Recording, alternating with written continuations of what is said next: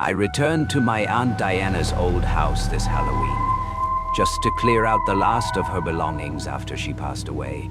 By the time I left the city, the sky had already turned to dusk, the sun sinking slowly behind the line of dead red-leaf trees, leaving behind a dull, yellow light, like it had been smothered in dust. The October wind carried the scent of rotting leaves and a chill that bit into my skin.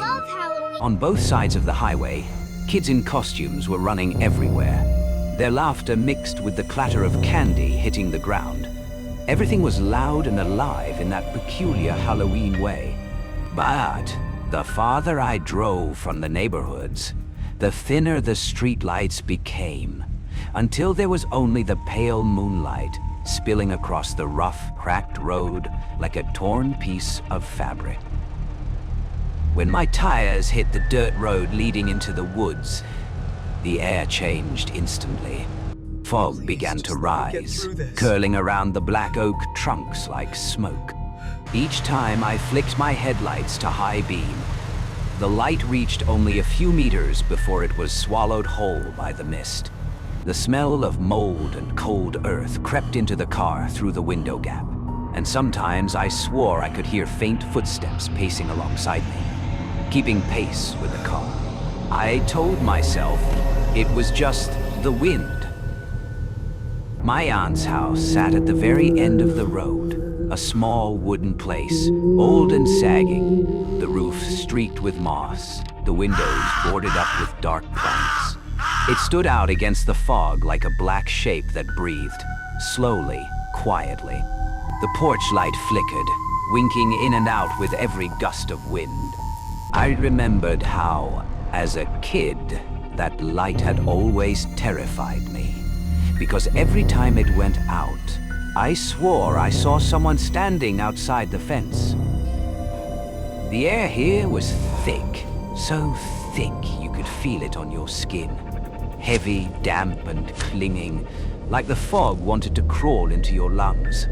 I stepped out of the car, my shoes sinking into the wet, rotting leaves, releasing the sour stench of decay. For a moment, I thought I heard whispering, soft, almost like voices carried from deep in the woods. The house was just as I remembered, maybe worse. The wooden door cracked and splintered, the paint peeling off in strips. Inside, the curtains hung crooked, and on the window ledge, a wooden owl figurine sat with its head broken, its face drooping downward as if it were watching me. When I stepped onto the porch, the boards groaned long and low beneath my weight, and the front door swung open by itself, without me touching it. A draft of cold air seeped out, bringing with it the acrid scent of preservative chemicals and dried fur, the unmistakable odor of taxidermy. Since I was little, I had always felt something off about this place. Not the kind of off that makes you curious, but the kind that tells you to never, ever stay the night. Aunt Diana had been a taxidermist. People in town used to say she collected souls, that every animal she stuffed still carried a flicker of life inside. While cleaning the living room, under a pile of old blankets and framed pictures, I found a small wooden box tied shut with rusted wire. The lid had been crudely carved with the words, "Coffin closet tapes, keep closed." I didn't know why, but something inside me needed to open it. Maybe because it was Halloween, or maybe because I thought it was just old footage of her work. Inside were a dusty VHS camcorder, a few tapes, and a yellowed sheet of paper. The handwriting was shaky, almost carved into the paper itself. Each tape captures the final moment of a soul. Watch if you must, but never watch the third one. I chuckled at first, until I noticed that the last line wasn't written in ink, but in dried blood. I carried the camcorder to the living room and hooked the cables into the old Toshiba TV, the only thing in the house that still worked.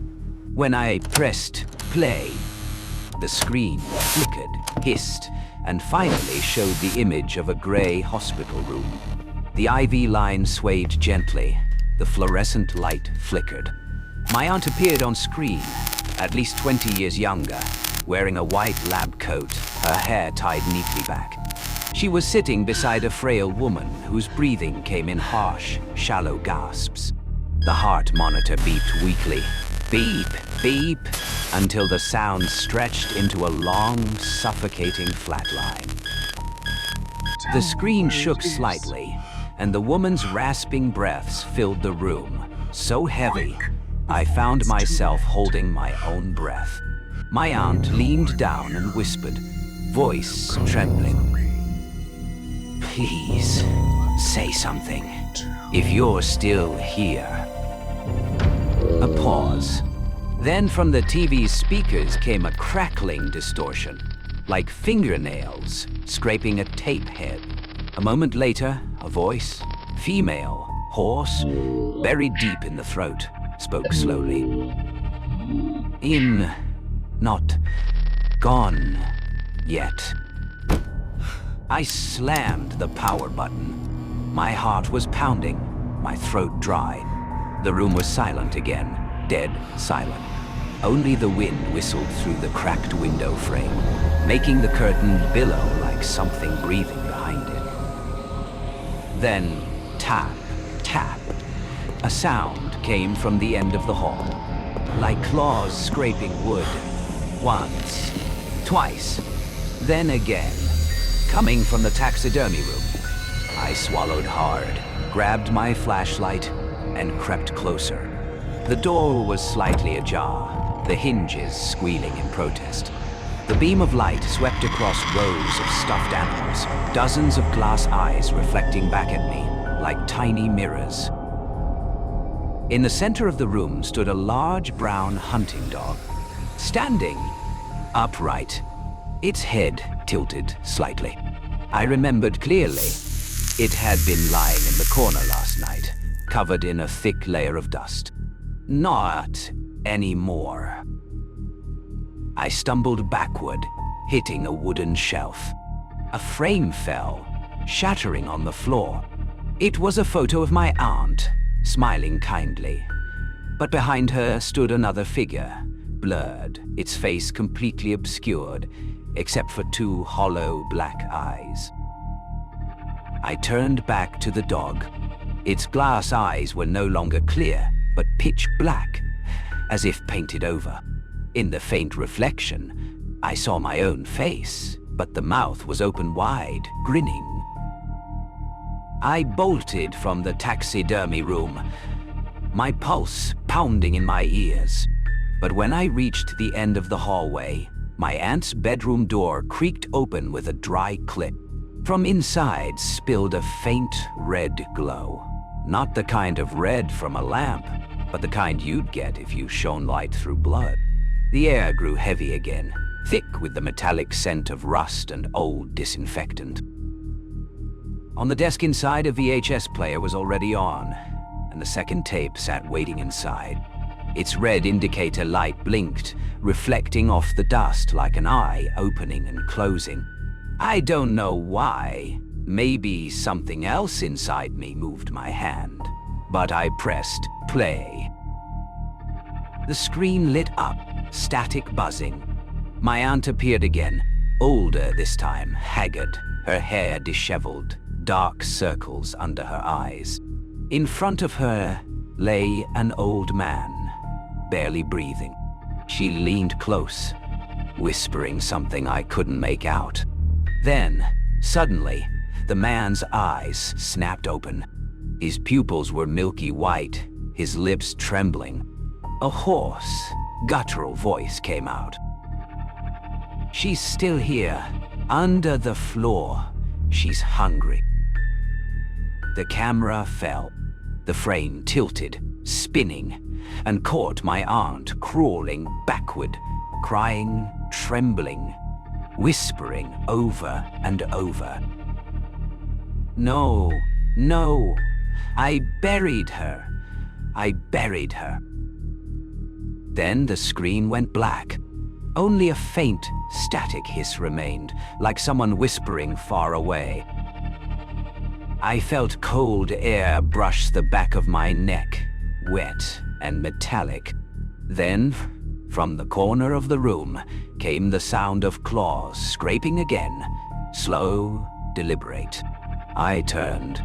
The wardrobe doors burst open with a shriek, and something crawled out, wet, black, mud dripping from its limbs.